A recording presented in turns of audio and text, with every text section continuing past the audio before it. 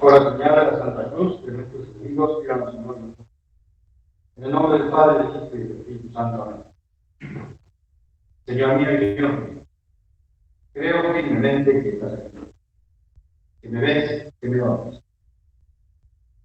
Te adoro con profunda reverencia. Te pido perdón por mis pecados. Gracias para hacer con gusto este rato de la vida. Madre mía Inmaculada, San José mi Padre y Señor, ángel de mi guarda, interceda por mí.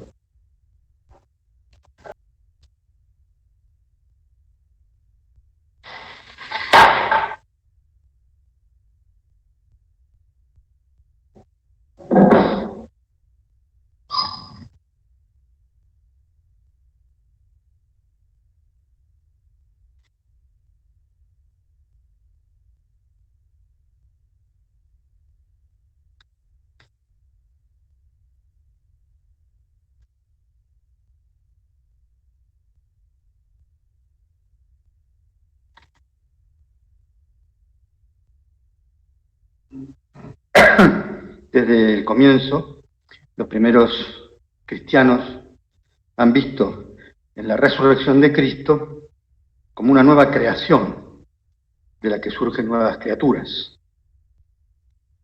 Por eso esa contraposición entre Adán y Cristo que hace San Pablo, Cristo resucitado es el nuevo Adán, el hombre nuevo, a cuya imagen hemos sido recreados los hombres. ¿Y cómo renacemos a esta vida nueva? ¿O cómo nos la apropiamos, esa resurrección de Cristo?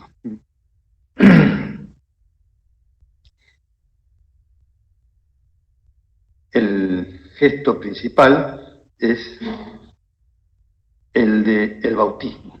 Por eso es una de las partes de la ceremonia, quizá la más importante, de la vigilia pascual, donde se renuevan las promesas, a veces, si se puede, se hace un bautismo. Y si no, por lo menos todos renovamos las promesas, se nos baña en agua bendita. Porque la idea es renacer.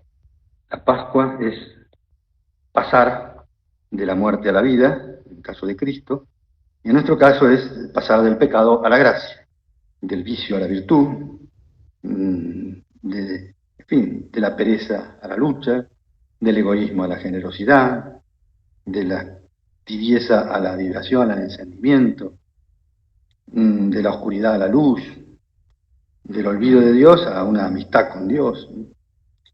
Es decir, así como para Israel, el paso, el salir de Egipto supuso 40 años. En nuestro caso, en la vida cristiana, supone también ir paso a paso, Pascua a Pascua, o sea, muchas Pascuas. Porque se trata de apuntar a la santidad. San José María decía que la conversión es cosa de un instante. En cambio, la santidad es una tarea de toda la vida. Y por eso consiste, lo que hay que buscar es hacer muchas Pascuas, muchas conversiones constantes. Y no solamente en cuanto a cosas externas, digamos, sino también en nuestra disposición interior. Es como que la conversión es un don de Dios siempre, es un don gratuito. Siempre es Dios el que mete en el ser humano las ganas de ser otro, de convertirse, de mejorar. Porque uno podría pensar que, bueno, si yo soy el que decido mejorar, es cosa mía. No, en realidad es porque Dios te puso en la mente, en el corazón, en las ganas de levantarte de nuevo, de empezar otra vez. Por eso es que de alguna manera cada conversión es buscar de nuevo a Dios, caminar con Dios, seguir dócilmente las cosas que vamos descubriendo, que Dios nos pide. No es un esfuerzo para autorrealizarse, decía el Papa Benedicto, porque el ser humano no es el arquitecto de su destino eterno. Por eso la conversión consiste en aceptar libremente, con amor, que dependemos totalmente de Dios, que es nuestro verdadero creador, y que dependemos, por tanto, del amor, y por eso no se trata de una dependencia, sino de una libertad. Y es una conversión del corazón. Alguna vez, a lo mejor escuchaste una comparación que decía, cuando una persona está en pecado mortal, se puede decir que Dios está tratando de entrar. Yo estoy a la puerta y llamo, se dice. Y en realidad es una realidad que se da cada vez que uno pierde la gracia y el Señor quiere entrar de nuevo al alma. Pero cuando uno ya ha logrado de alguna manera estar en gracia y está bien con Dios, se puede decir que Cristo está dentro del corazón y llama a las paredes para salir.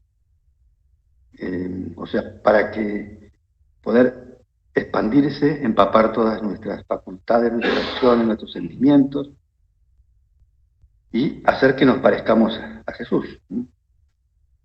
Esa realidad de que tenemos una vida adentro que quiere expresarse afuera, que quiere mostrarse, es como, a mí a veces me hace pensar en esas raíces de los árboles que tenemos acá en la puerta, que tratan de salir y están como aprisionadas por el asfalto y lo rompen, el cemento, las baldosas, levantan todo para salir. Bueno, de alguna manera, ese Dios dentro nuestro es una semilla que se transforma en un árbol majestuoso, sobre el que se posan los pájaros del cielo, dice la Escritura. Pero al que le cuesta trabajo a veces desarrollarse por la resistencia de nuestro egoísmo. Algunos dicen que lo que pasa es que no siempre todo el mundo se resiste. O sea, que a veces ese aprisionamiento de Cristo, algo de libertad tiene, pero es como una libertad vigilada. Es libre de moverse, pero dentro de ciertos límites. Si me pide demasiado, ya no. Y si pretende de mí algo que me cuesta mucho, entonces le digo que no.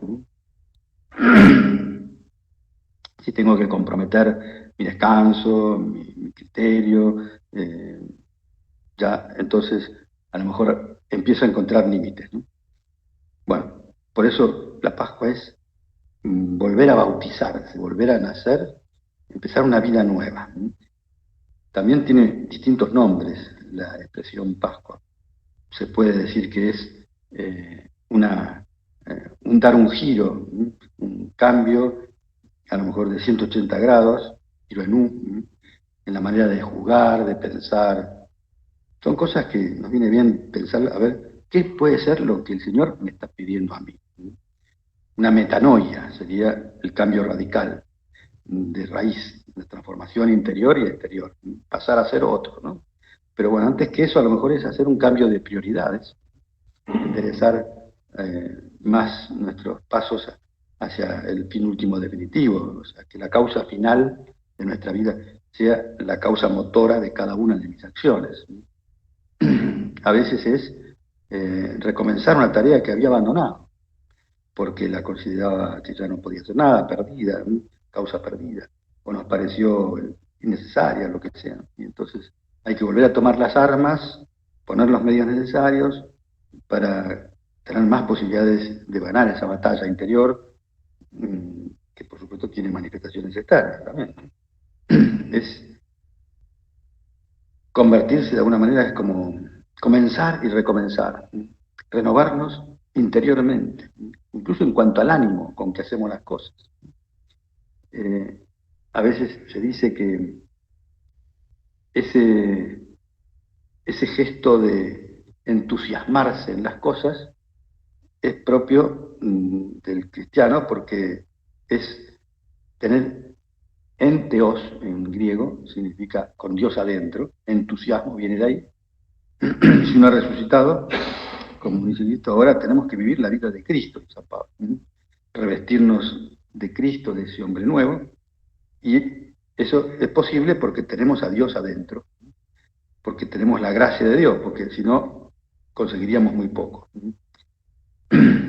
Para poder perseverar en nuestras luchas, hace falta la acción de Dios siempre. A veces, cuando uno ve la gente que hace cosas buenas por pura filantropía, en realidad se da cuenta de que, claro, generalmente no perseveran, o cuando termina su entusiasmo, muere esa labor filantrópica de ayuda, de lo que sea, a lo mejor muy buena, ¿no? Pero, y en cambio, cuando las cosas se hacen por amor a Dios, y entonces uno ve la perseverancia de las instituciones eclesiásticas, de las religiosas, que están a lo mejor, eso, siempre ocupándose de una labor de misericordia, precisamente porque están movidas por Dios, por un entusiasmo verdadero, que es por tener a Dios adentro, no una cuestión solo sentimental. Eso es lo que hace perseverar con alegría, con esperanza, es estar apoyado en Dios. Bueno, apliquémoslo esto a nuestras luchas cotidianas.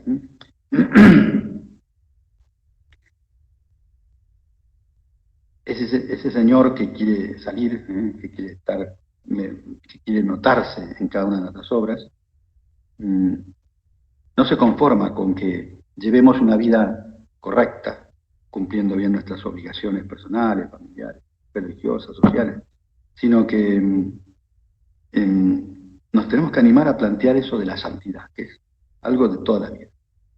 Pero es bueno saber, no, a veces yo pensaba que esto era normal, pero hace poco, estando en un encuentro de jóvenes, me di cuenta de que nunca habían escuchado hablar de como que la meta era la santidad. Porque a veces se la ve como un acto de soberbia, ser santo, una manifestación de locura, como hacer plantearte ser santo, una especie de perfeccionismo, cuando escuchan eso que el Señor decía, hay que ser perfecto como mi Padre Celestial es perfecto, y eso es lo que se entiende por santidad, pero no es perfeccionismo, ¿no? Extremo. Y tampoco hay que pensar en una santidad que, bueno, para que sea factible a personas de la calle como nosotros, bueno, tiene que ser una santidad distinta de la que se vivió a lo mejor en otras épocas, los frailes, los monjes que se iban al desierto, lo que sea. Es como que ahí sí, eso se podían plantear la santidad.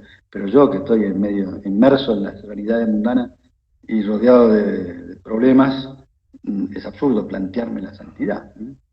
Y en realidad no es así, porque la santidad no es hacer cosas cada vez más difíciles, sino es vivir de amor, buscar amar a Dios en todas las cosas que hacemos, que implica muchas veces un esfuerzo de escuchar más lo que Dios nos quiere pedir, y después sí, dejarnos moldear. Por eso el Señor, cuando se fue, les decía, antes les avisaba a los discípulos, les conviene que yo me vaya, porque entonces enviaré a mi Espíritu, al Espíritu Santo. Y bueno, y efectivamente fue así. Uno ve como los apóstoles estaban temerosos, les costó aceptar incluso la resurrección de Cristo, y después se quedaron encerrados 40 días, 50 días, hasta que llegó el Espíritu Santo y salieron a dar la vida. Pero les costó. Dejarse guiar, moldear por el Espíritu Santo, ser un instrumento de la gracia de Dios, no es fácil. En realidad es igual que cuando decimos nacer de nuevo, es orientar mi vida, pero empecemos por vivir algunos pasos. Si decimos que nuestra vida es un paso atrás de otro, es estar siempre luchando y empezando de nuevo y bueno, y venciendo, no solamente pensemos sacando arrancando cizaña del trigo, porque también el Señor cuando ponía este ejemplo hacía ver que crecían juntas las dos cosas, ¿no? El trigo y la cizaña. Pero nuestra tarea no es solamente la de sacar cizaña, también es hacer crecer el trigo, madurar en nuestra forma de razonar, en tanto en el aspecto emotivo como en el aspecto de la mente. Hace falta que tengamos ciertos requisitos, podríamos decir, como por ejemplo dice San José María, ¿no? Mantener el alma joven, porque eso es lo que hace que uno se pueda levantar todas las veces que cae, invocar más al Señor. Para eso también saber oírle, porque a veces estamos pidiendo y no esperamos a que nos dé la respuesta. Si ya he descubierto que el Espíritu Santo me ha hecho ver lo que va mal, entonces el próximo paso es pedir perdón y poner medios. No conformarme con saber lo que hago mal, ni quedarme tirado por eso. El Señor siempre escucha un corazón contrito y humillado. Siempre está atento a darnos los medios. Unos medios que son, por un lado, el tiempo, porque no se puede llegar de un día para otro. Son sucesivos pasos que hace falta que los demos y que implican tiempo. Y por eso hace falta paciencia. Paciencia. Además, hay que aprender a moverse en el mundo real, en el que uno está. Y para eso, aprovechar las cosas que nos pasan, las circunstancias están previstas por Dios para que sea eso lo que le ofrezcamos al Señor, como carguemos nuestra cruz. Sin exagerar. Como me contaba un papá, que su hijo de 10 años, cuando lo llevaba el lunes a la escuela después de la Semana Santa y todo eso, el chico le decía, mira, esta mochila para mí es como mi cruz. Ir al colegio iba como enojado. Pero entonces, ¿a dónde vas? Y yo es como que voy al Gólgota, dice. El colegio era el Gólgota. Y entonces la maestra, ¿qué? Y la maestra es Pilato. Asociaba todo. Pero bueno, aprovechar lo que nos pasa, sin exagerar, sin ser víctimas o victimizarnos, ¿no? Sino pensando que lo que el Señor ha previsto que me cueste, me da la gracia para que lo lleve. Si me da la luz para ver el defecto, es porque me está dando la gracia para que luche contra él. Y después, bueno, a veces ponen personas, circunstancias para que me guíen, que me digan las cosas que hago mal, la opinión de los demás, ¿no? Si me dicen que soy demasiado charleta, o que soy demasiado frío, callado, o que soy, no sé, como sea. Yo creo que si uno, cuando se pone a pensar un poco, el Señor nos hace acordar la reacción que tuvieron las personas que estaban conmigo respecto de mi forma de actuar. Y entonces, bueno, posiblemente también ellos me están diciendo cosas, Dios me está diciendo cosas a través de ellos. Y bueno, si uno está dispuesto a negarse a uno mismo, entonces se pone metas, y esas metas incluyen pedir ayuda, contar con la gracia. Porque siempre hay algo en lo que uno puede mejorar. A veces, bueno, hay que buscar la confesión porque es la manera de borrar hasta la reliquia del pecado, se dice, y encender. Ahí en la confesión no es solamente borrar, sino también recibir gracia para la lucha, y sobre todo en aquellas cosas que me confieso, precisamente. Y no tener vergüenza ni miedo. Realmente, hace poco también una persona me decía que había descubierto que antes de confesarse siempre hacía la señal de la cruz, le habían enseñado eso, pero había descubierto que ese gesto de la señal de la cruz era como el abrazo que da el padre al hijo que vuelve arrepentido, ¿no? Es como un abrazo de Dios. Y por eso estaba muy pendiente siempre cuando se iba a confesar de hacerse la señal de la cruz antes de empezar, porque era la forma de ponerse en el regazo de su Padre Dios. Y bueno,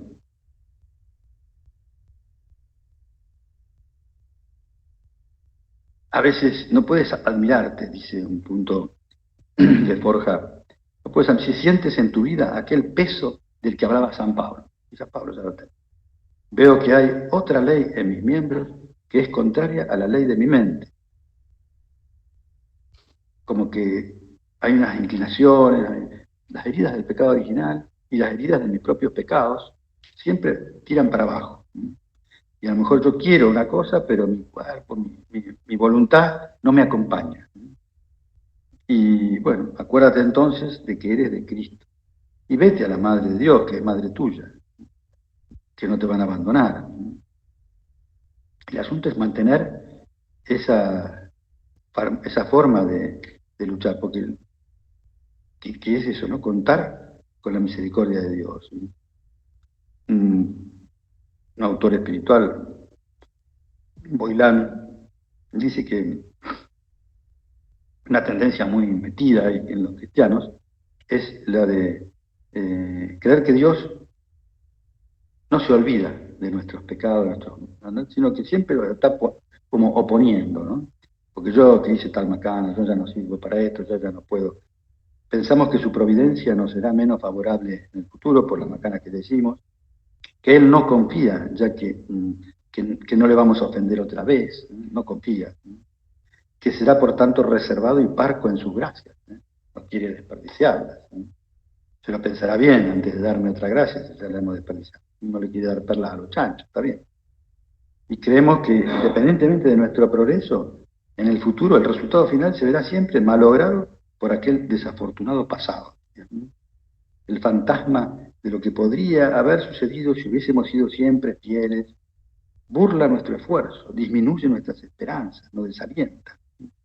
Imaginamos que existe una cierta altura que podríamos haber alcanzado al principio, pero que nos es imposible ahora. Antes pues, pensábamos que íbamos a llegar al Everest y ahora no sabemos si vamos a llegar al Champaquí. Y bueno, en realidad, dice el autor todo esto es, por natural que parezca, es completamente erróneo. Porque está basado en una visión o noción equivocada de Dios. Es el resultado del fallo en comprender su bondad, su poder, o sea, su misericordia.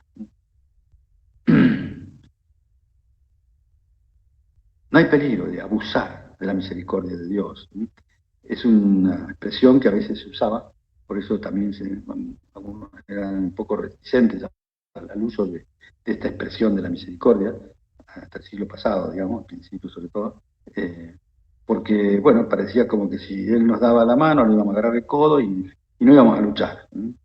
En realidad, cuando el Señor ha previsto un camino para que seamos santos y no lo recorremos, Él nos puede llevar a la santidad por otro camino. No será igual, a lo mejor costará más en algunas cosas, bueno, pero no es irrazonable suponer que ese camino alternativo será quizás más difícil, sin embargo es garantía de la altura a la cual puede conducirnos, porque nos proporciona una nueva oportunidad de ganar méritos y demostrarle nuestro amor a Dios. Bueno, no se puede, por supuesto, conseguir buenos resultados sin esfuerzo, ¿no? Entonces, siempre habrá que poner medios, habrá que el pasado dejarlo en la misericordia de Dios, como decía uno, recordando con gratitud las veces que me perdonó, ¿no? Por su misericordia. Y a nuestro futuro dejarlo en manos de la providencia, ¿no? Porque Él sabe bien lo que más me conviene. Abrirme con confianza a los planes de Dios. Y bueno, que ponga todo mi presente también en tu amor, Señor. Que me deje amar por vos, porque en el fondo es dejarnos amar. Dejar que Él, eso, se meta en el corazón y cuando quiera salir, que salga, ¿no? Pero, y para que se meta en el corazón, un camino muy bueno es los sacramentos, la confesión y la Eucaristía, ¿no? Por nuestra parte, lo que nosotros podemos hacer es meternos en sus 4 llagas, ¿no? O sea, en el fondo, dejar que nos abrace, que nos queme, que nos quiera, porque en el fondo es para eso que se dejan esas señales, ¿no? Un padre de la iglesia decía que, también, que los motivos por los cuales el Señor cuando resucita muestra las heridas, primero para confirmar la fe de los discípulos, de que es el mismo, pero también para presentarlas al Padre como credenciales cuando intercede por nosotros. Mira, todo esto lo hice por estos hijos tuyos, mis hermanos, los hombres, entonces, como las condecoraciones del soldado, ¿no? Como para que lo escuche más, ¿no? Y después también para demostrarnos a nosotros, a los redimidos, todo lo que está dispuesto a hacer, su inmenso amor por nosotros, porque eso lo hizo y lo está haciendo cada vez que renovamos el sacrificio de la misa en la cruz, de la cruz en la misa, cada vez que tenemos ese momento de humillarnos y de pedirle perdón, un corazón contrito, Él también nos muestra el suyo. Ya lo hice, siempre nos muestra sus llagas para que nosotros nos animemos a meternos y a dejarnos querer. También decía este autor que la llaga del Cristo sirve para que los impíos vean la justicia con que serán condenados. Esto es lo que vos hiciste, ¿no? Cuando San Pedro sale a dar su primer discurso, después de la llegada del Espíritu Santo, se junta un montón de gente porque se han venido por el ruido, hubo hoy unas temblores, cosas en esa zona y vinieron la gente y bueno, y Pedro apenas empieza a hablar, hace ver cómo en Cristo se ha cumplido todo lo que estaba previsto y les dice, ustedes han matado a Cristo. Y la gente no se amotina, no dice, no, nosotros no estábamos en la plaza ahí cuando Pilato dio a elegir a Barrabás, nosotros no estábamos ahí. Nosotros no estábamos en el Gólgota clavándole las manos con los clavos a la cruz del Señor, nosotros no fuimos. No se excusan. Simplemente le dicen, ¿y qué tenemos que hacer? Como que aceptan esa realidad, ¿no?, de la culpa, ¿no?, y por tanto están en condiciones de ser ayudados, ¿no? Cuando uno acepta, ¿no?, que tiene miserias, es cuando el Señor vuelca su misericordia, ¿no?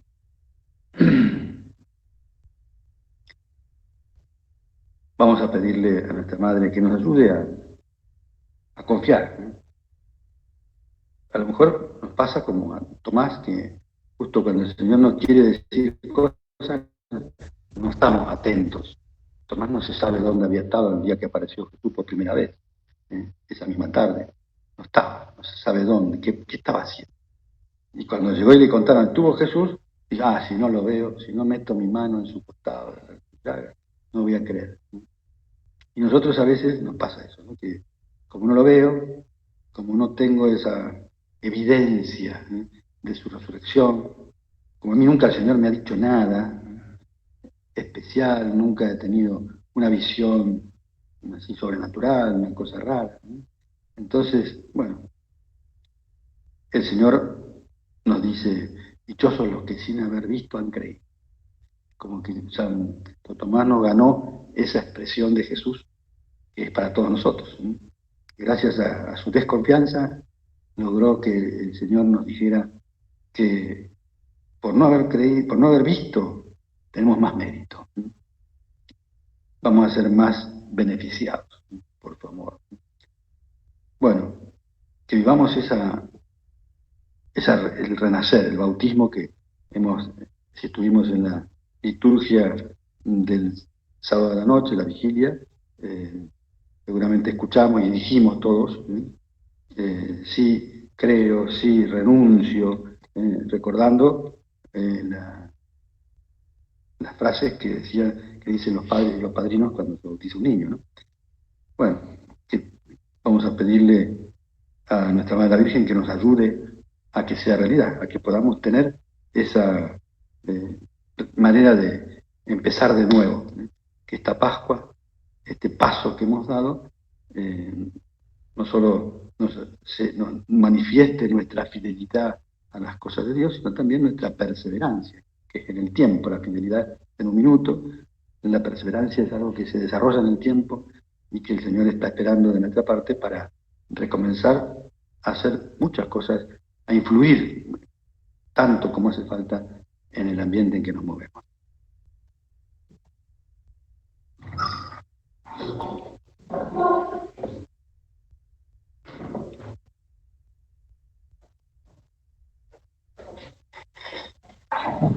Le doy gracias, Dios mío, por los buenos propósitos, afectos y intenciones que me han comunicado en esta meditación. Me pido ayuda para ponerlo por obra. Madre mía Inmaculada, San José mi Padre, mi Señor, ángel del guarda, interceda ante mí.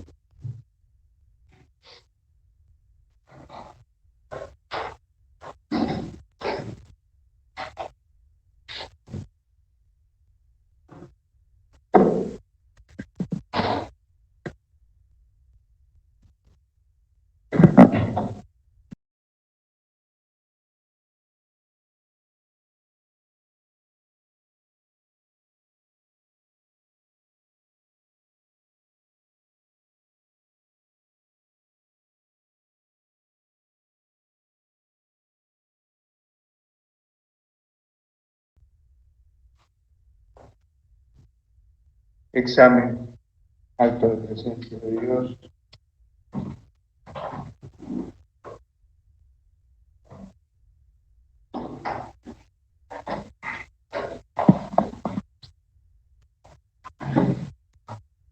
Vino Jesús, se presentó en medio de ellos y les dijo: la paz sea con ustedes.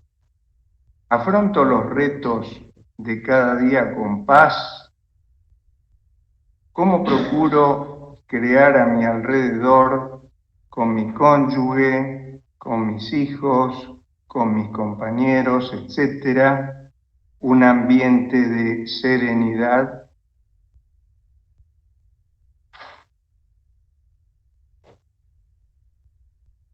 Todo el que ha nacido de Dios vence al mundo. ¿Con qué actitud contemplo los retos de la sociedad? ¿Es Jesús el punto de referencia constante en mi compromiso por transformar el mundo?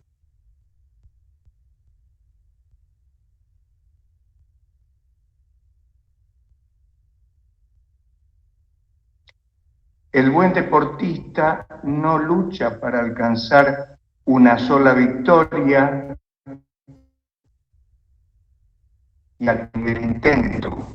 ¿Cómo acudo a los sacramentos para aumentar el deseo de seguir caminando con el Señor, con la seguridad de que me ayuda cada día una y otra vez?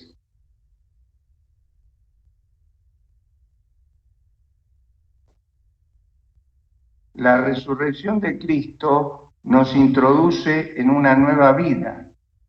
¿Cómo se transforma esta realidad en alegría y optimismo en mi familia cuando aparecen las dificultades?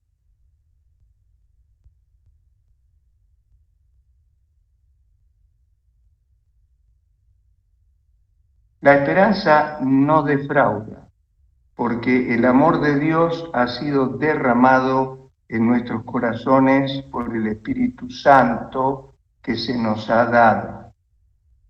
¿Qué proyectos en mi vida familiar, profesional y social puedo confiar más al Espíritu Santo para que Él los lleve a buen término?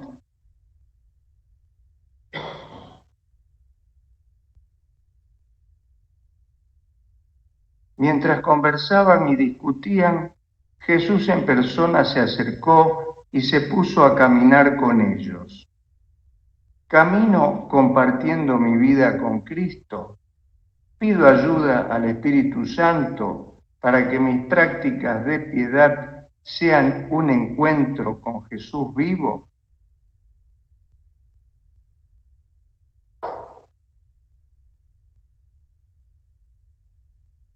Entró para quedarse con ellos y cuando estaban juntos a la mesa tomó el pan, lo bendijo, lo partió y se lo dio.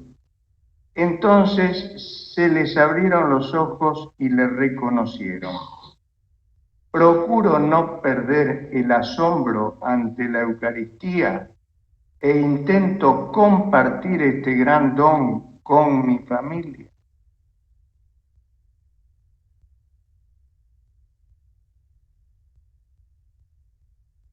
No son ustedes los que me han elegido, soy yo quien los he elegido y los he destinado para que vayan y den fruto.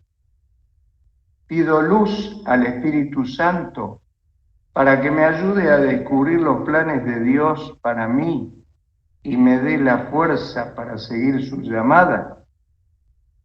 ¿Cómo podría orientar mi vida para que sea parte del sueño de Dios para este mundo?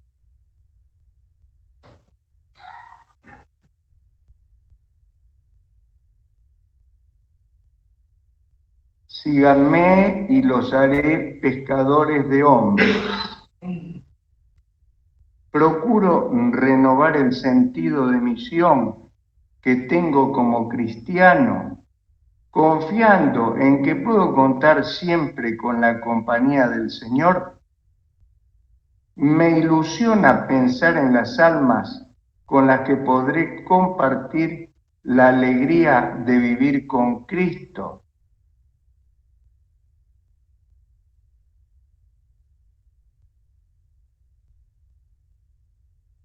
El reino de los cielos es como un tesoro escondido en el campo. Hago memoria de cómo el Señor me ha ido guiando en mi vida. Veo la vocación cristiana como un camino de felicidad,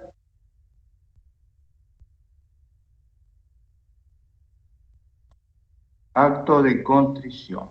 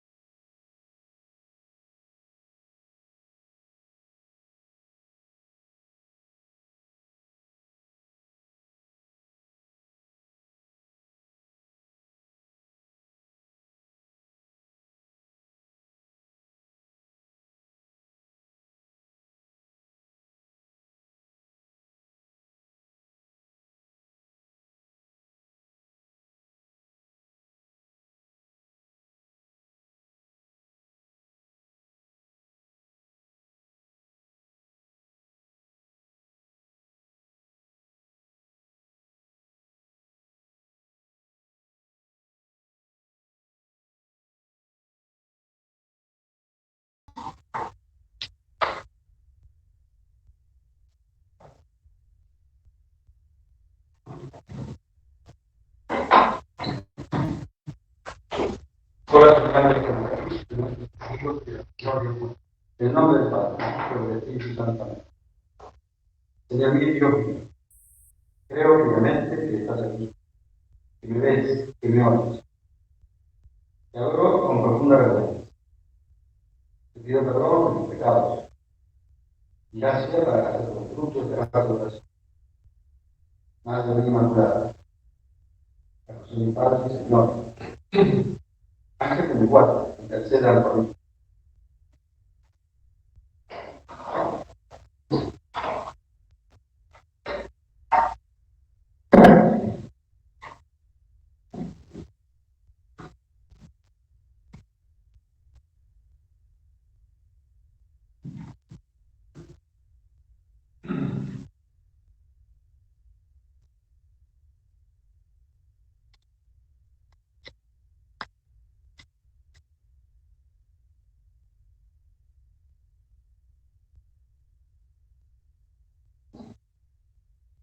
Decía San Pablo, así, si habéis resucitado con Cristo, busquen las cosas de arriba, donde está Cristo sentado a la diestra de Dios.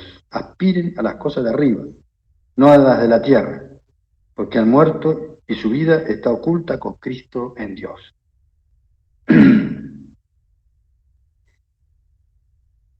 Buscarlo de arriba. O sea, buscar que el Señor esté de acuerdo conmigo en todo. O sea, que mis cosas, lo que yo hago cada día, pues no se trata de dejar de hacer lo que estamos haciendo, si es algo bueno, pero sí más en presencia de Dios, más con el estilo con que la haría Jesús, digamos. Y es interesante cómo cuando Jesús se aparece a los apóstoles en las primeras, desde la primera, utiliza esa expresión que dice, la paz esté con ustedes. Y ya les había dicho, ¿no? La paz les dejo, mi paz les doy, que no quiere decir no tendrán problemas, no tendrán cruces, pero sí tienen que, o sea, conseguir esa verdadera paz, o sea, que es en el fondo fruto de la acción del Espíritu Santo en el alma. Y como el Espíritu Santo, por tanto, sale de, cuando Cristo se va, o sea, viene el Espíritu Santo en la muerte de Cristo, llega en la cruz, podríamos pensar que en ese borbotón de sangre y agua que brota del corazón de Cristo herido por la lanzada, ahí es donde sale también, junto con esa sangre y agua que simboliza el bautismo y los sacramentos en general, ahí mismo es donde sale el Espíritu Santo. Y por tanto hay una relación directa entre la cruz y el Espíritu Santo. Entre la paz que Cristo nos quiere dar y esa acción del Espíritu Santo en nuestra alma.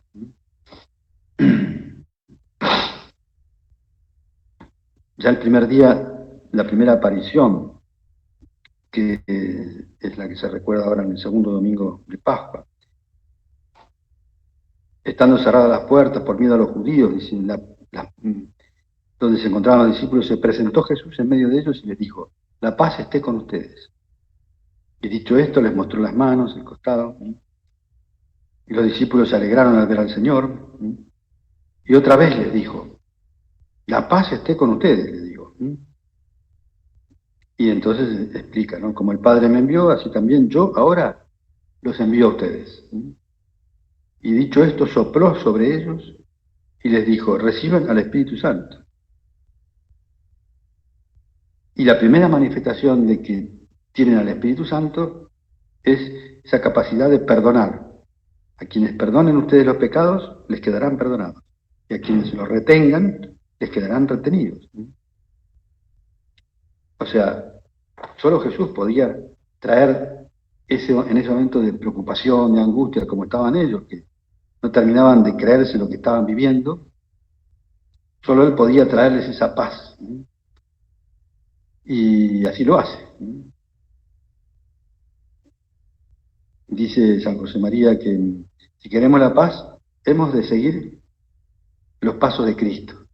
La paz es consecuencia de la lucha, de la guerra, de esa lucha ascética íntima que cada cristiano debe sostener contra todo lo que en su vida no es de Dios, contra la soberbia, la sensualidad, el egoísmo, la superficialidad, la estrechez de corazón.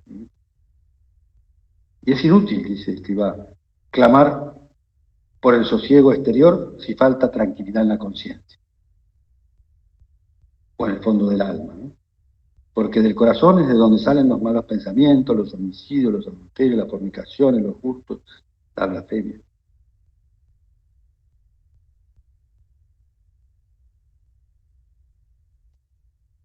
Buscar esa paz de Cristo implica, dice San José María, también te leo un punto de Surco, un remedio contra esa falta de paz, contra esas inquietudes. Son tres cosas: la paciencia, la rectitud de intención y la visión sobrenatural. La paciencia porque, bueno, hay que meterse en los planes de Dios, en los tiempos de Dios. Aunque todo se hunda y se acabe, aunque los acontecimientos sucedan al revés de lo previsto, con tremenda adversidad, nada se gana turbándose. Además, recuerda la oración confiada del profeta: el Señor es nuestro juez, el Señor es nuestro legislador, el Señor es nuestro rey. Los tres poderes, judicial, legislativo y de gobierno, están en manos de Dios, ya lo decía un profeta. Reza devotamente esa oración para acomodar tu conducta a los designios de la providencia, que nos gobierna siempre para nuestro bien. A la vez, rectitud de intención, digamos. Esto es la paciencia. Después, el no buscar la propia gloria, el éxito, sino en todo caso, bueno, el mérito ante Dios, que Dios esté conforme. Si por tener la mirada fija en Dios sabes mantenerte sereno ante las preocupaciones, si aprendes a olvidar las pequeñeces, los rencores, las envidias, te ahorrarás la pérdida de muchas energías que te hacen falta para trabajar con eficacia en servicio de los demás.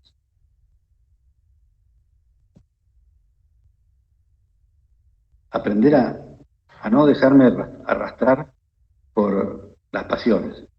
Generalmente cuando una persona es una persona de oración, tiene momentos de oración verdadero, de hablar con Dios, cuando una persona es templada porque se mortifica, se carga su cruz, se niega a sí misma, muchas veces va adquiriendo, entre otras cosas, esa capacidad de dominio de sí mismo y por tanto la posibilidad de vivir en paz verdadera.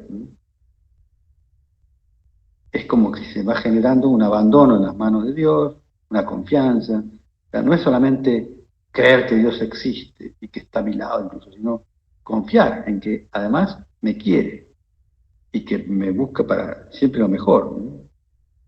A veces las cosas no salen como yo quiero, pero habrán salido como conviene a Dios que salga. Y eso es lo que me interesa más. Cuando tengo rectitud de intención, lo que quiero es hacer la voluntad de Dios. Y después, la visión sobrenatural. Tercer cosa. Paciencia, rectitud de intención, ver las cosas como las ve Dios. Fomenta en tu alma y en tu corazón, en tu inteligencia, en tu querer, el espíritu de confianza y de abandono en la amorosa voluntad del Padre Celestial. De ahí nace la paz interior que ansías. De ponernos abandonarnos, contar con Dios para todo, pensar que Él sabe más.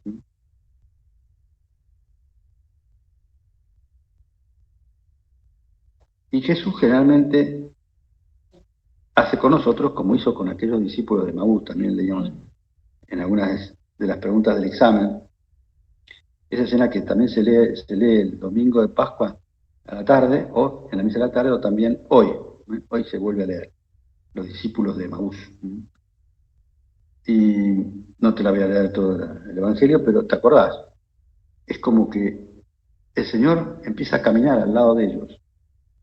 Y de alguna manera nos dice lo que hace con nosotros y lo que nosotros tenemos que hacer con nuestros amigos.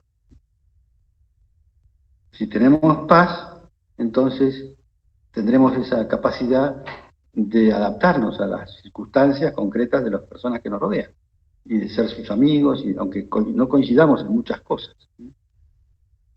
Es lo que hace Jesús, camina con ellos. No se da a conocer de entrada. Les pregunta qué les pasa, descubre que realmente están mal, que están tristes, que no entienden nada de lo que ha pasado, les cuentan incluso que ya las mujeres han estado viendo que está la tumba vacía, pero fueron algunos de los nuestros, ahí Pedro, Juan, pero no vieron nada, al Señor no lo vieron. Cuando uno no quiere ver, en cierta forma, ¿por qué pasaba eso también? Para que nosotros creamos que no fue un invento de ellos. No estaban en condiciones ni anímicas, ni mentales, ni nada, por las cuales pudieran imaginarse, bueno, ahora que no está Jesús, ¿qué hacemos? Inventemos que resucitó. Eran incapaces, no podían pensar así. Y hubo algunos autores interpretando de esa manera la Biblia, ¿no? El modernismo que buscaba una explicación a todas las cosas fuera de lo habitual, o sea, donde intervenía Dios con algún milagro o lo que sea, le buscaban siempre una explicación, ¿no? Y bueno, pensaron así, que fue un invento de los apóstoles, pero cuando se estudia un poco más la psicología de las personas, bueno, descubren que era imposible que razonaran de esa manera, ¿no? Para ellos no podía ser que hubiera resucitado, ¿no?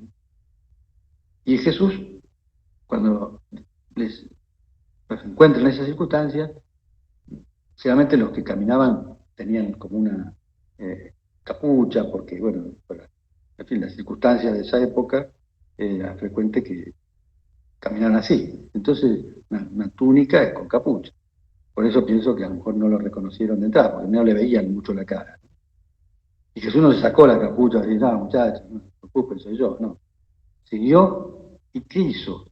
Lo que tenemos que hacer nosotros. Empezó a explicarles cómo todo lo que estaba en las Escrituras se refería a él, a lo que había pasado con con ese Mesías que ellos estaban esperando. Que todo lo que le había pasado a Jesús estaba previsto, estaba ya profetizado en las Escrituras.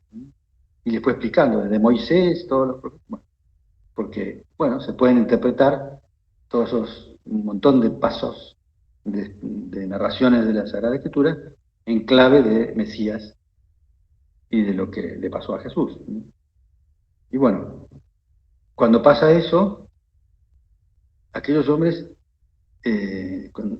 empieza a encendérseles el corazón, ardía nuestro corazón ante esas explicaciones que daba Jesús, sin saber que era Jesús y bueno, se encontraron con alguien que sabía más que ellos, diríamos, de la Escritura y nada más. Pero claramente Jesús, como comprende su dolor, penetra en su corazón, les comunica algo de la vida que habita en él, podríamos decir. Entonces, eso es lo que también nosotros tenemos que hacer con los amigos. Acompañarles, comprenderlos, sobre todo eso cuando están a lo mejor con ese ateísmo o agnosticismo que es propio del que ha tenido una contrariedad fuerte, una situación difícil. Muchos quedan así como enojados con Dios a veces, ¿no? Tontamente, ¿no? Pero bueno, porque no hizo lo que ellos querían, no fue por el camino que esperaban, ¿no? Jesús les explica que tiene que ser así, les da todas las razones, podríamos decir, humanas, ¿no?, para que crean, ¿no? Y después sí, amaga con irse y le dice, no, vení, quedate con nosotros, entra con ellos, y lo descubren cuando parte el pan. Como diciendo, el tercer paso, acompañar, enseñar, y el tercer paso, los sacramentos. Animarlos a que se confiesen, a que comulguen.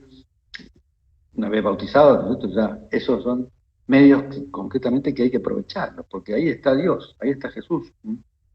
Y la gracia de los sacramentos siempre es mucho mayor que las demás gracias actuales que uno pueda tener, que tenemos de hecho, porque siempre nos está ayudando el Señor, pero no se puede ni comparar las gracias puntuales, actuales que podemos ir recibiendo del Señor, de la gracia sacramental.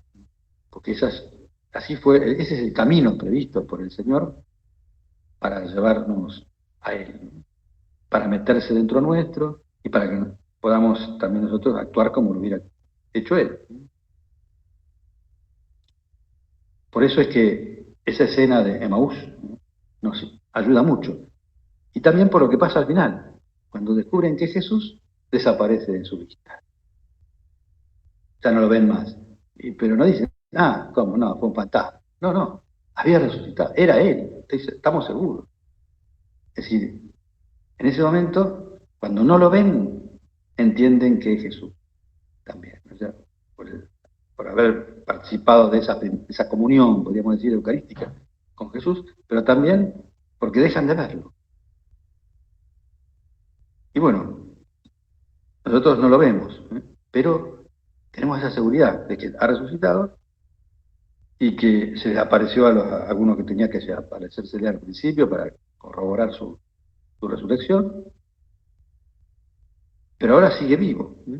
Y esa vida suya hace que nosotros podamos también tener al Espíritu Santo y saber que estamos llamados a ser felices, a vivir una alegría y una esperanza que nadie la puede tener, si no es por este motivo.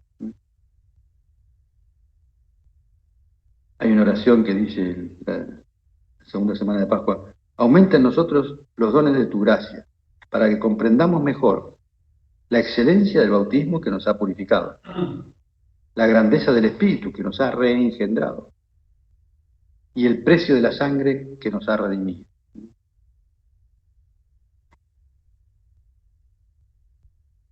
Nuestro estilo de lucha es así, es confiado, alegre, y por eso, por ejemplo, cuando hacemos examen de conciencia no vamos cazando hormiguitas una a una, sino que vamos al hormiguero. Un árbol no crece quitando ramas secas, sino cuidando los brotes nuevos. A veces hay que podar las ramas secas, pero también hay que cultivar, abonar las virtudes. Y bueno, entre otras cosas tenemos que fomentar esa esperanza, más que concentrarnos en descubrir defectos, crecer en virtudes. O sea, apuntar a mejorar la calidad de mi lucha. Cuando veo defectos, bueno, ahora sé por dónde encarar la batalla. Una persona con esperanza razona así. Tengo toda esta miseria, soy tan desastre. Bueno, ya sabes qué es lo que el Señor te está esperando, está diciendo que luches, en qué. Y si mis defectos se repitan, y bueno, es lo normal. Cuando uno hace examen con frecuencia, diariamente está recomendado, un ratito a la noche, lo lógico es que no encuentres defectos nuevos, sino manifestaciones distintas del mismo defecto, en todo caso. Y entonces habrá que buscar nuevos horizontes de lucha. Habrá que pensar como pensaron siempre los cristianos. San Pablo decía: yo considero que los sufrimientos del tiempo presente, le decía a los romanos, no pueden compararse con la gloria futura que se revelará en nosotros.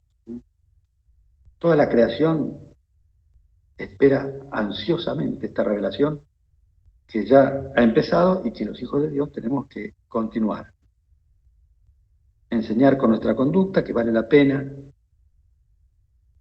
que el Señor está esperando que pongamos los medios para después Él completar nuestra labor. En eso, más o menos, así es como funciona la esperanza habitualmente. Yo agoto mis posibilidades y entonces ahí es donde empieza a actuar la gracia. O sea, la gracia me llevó a que yo quisiera agotar mis posibilidades, pero se nota que está haciendo las cosas Dios cuando ya yo no puedo más. El diablo, como sabe eso, muchas veces está esperando que nos cansemos para tentarnos con la pereza, quitarnos el deseo de luchar, de mejorar. Y bueno,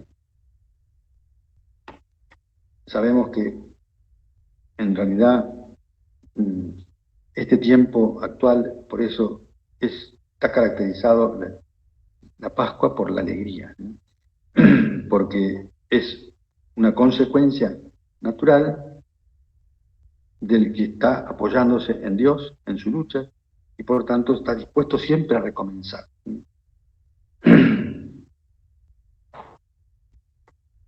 El gozo cristiano responde a un deseo natural, es un fruto del Espíritu Santo, gozo. Y bueno, en la medida que uno respeta el orden impreso por Dios en la naturaleza, en la medida que uno vive esas bienaventuranzas, como las marca el Señor, que son, bueno, cosas que cuestan aparentemente, ¿no? La pobreza espiritual del alma, la mansedumbre, el llorar, el preocuparme por los defectos, por las necesidades de los demás, ¿no? Todo lo que implica las bienaventuranzas y el vivir feliz, claro, no coincide con las características de lo que el que busca ser feliz en la tierra es por otro camino, ¿no? La alegría del cristiano es una virtud, ¿no? No llega sola, ¿no? Hay que fomentarla, hay que cultivarla activamente. Y no es el ruido, el cascabeleo de la risa tonta, ¿no? Puramente animal, sino que tiene sus raíces hondas. Por eso es compatible con el cansancio físico. Podemos poner una sonrisa cuando llegamos a casa después de un día agotador, ¿no? Porque la alegría es compatible con el dolor. Y bueno, la verdadera dimensión de las cosas se captan cuando tenemos esa visión sobrenatural, con ojos de eternidad. Y bueno, cuando uno piensa que es corta esta vida, gastarse un poco de verdad, un poco más, no cuesta tanto. Y después siempre uno ve que todo era para bien. Y cuando uno está triste, casi siempre es por una cuestión de soberbia. Porque descubrimos nuestras debilidades, nuestros errores, y en vez de entonces reaccionar, haciendo una contrición, pidiendo perdón al Señor, no, nos quedamos ahí abajo. Queremos, en vez de procurar eso, desagraviar, reparar, nos buscamos compensaciones, nos encerramos en nosotros mismos y nos ponemos pesimistas. La falta de gracia, de acción de Dios en el alma, de no dejar actuar al Espíritu Santo, hace que sustituyamos la confianza en Dios por un intento de asegurarnos los resultados con nuestras propias fuerzas, y cada vez estamos más gastados, más, bueno, con el hombre viejo, y como decía un amigo, el hombre viejo y la mujer vieja, ¿no? Todos como teniendo esa idea de que es imposible, que no hay caso, ¿no? Desaliento, ¿no? Falta de alegría, ¿no? Y crece el juicio crítico y uno piensa que no aguanta más, pero sí puede aguantar, lo que pasa es que no quiere aguantar más. Parece que la única solución es patear el tablero, ¿no? Y por supuesto, esto de pensar, servir. Bueno, hay que levantar el corazón, y estos días nos está sugiriendo eso la Iglesia, ¿eh? Que tengamos esa disposición de perseverar, apoyados en el Señor, viviendo la humildad, que implica llevar las cargas de los otros.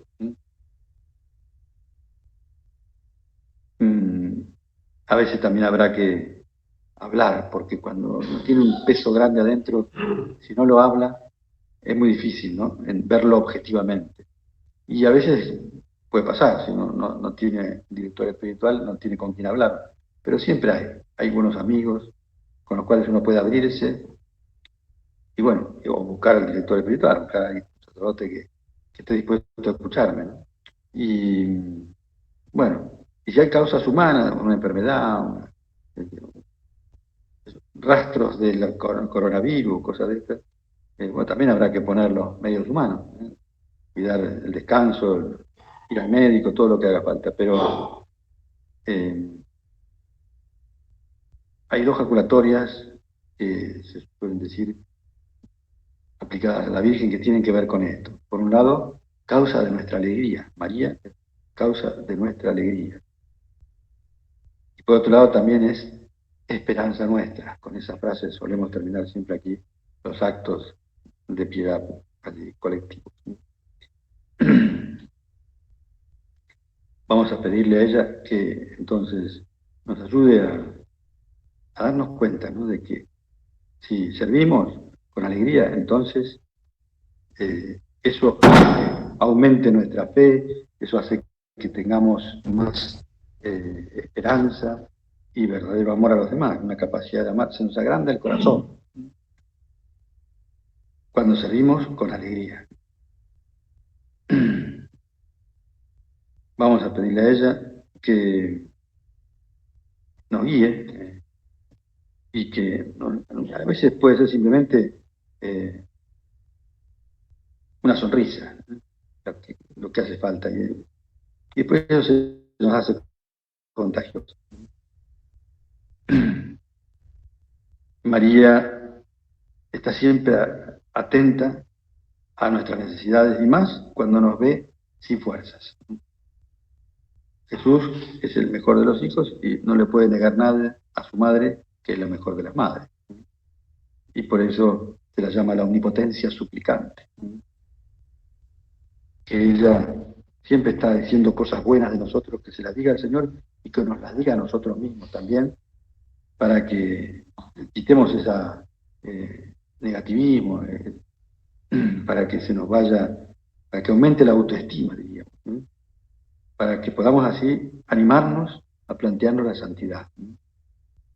Que digamos así, madre mía, quiero esperar como el que más, quiero creer como el que más, quiero amar como el que más, quiero contar con vos, contando con vos, quiero salir a un estilo de lucha que, bueno, no es muy compatible con andar todo el día con barbijo, ¿eh? A veces habrá que usarlo en algunos momentos, pero también yo creo que el hecho de aislarse, ya sea la cara, la persona, todo eso, es una cosa de las que genera un problema psicológico, diríamos. Aumenta el daño del virus, pero vamos a pedirle a ella que nos demos cuenta y que sepamos reaccionar buscando esa unión siempre con el Señor y con esa confianza de que Él está vivo justamente para que nosotros nos animemos a empezar nuevamente nuestra lucha cada día y tengamos así esa eficacia, esa consecuencia de una persona que está llena de esperanza y que se mueve siempre con alegría.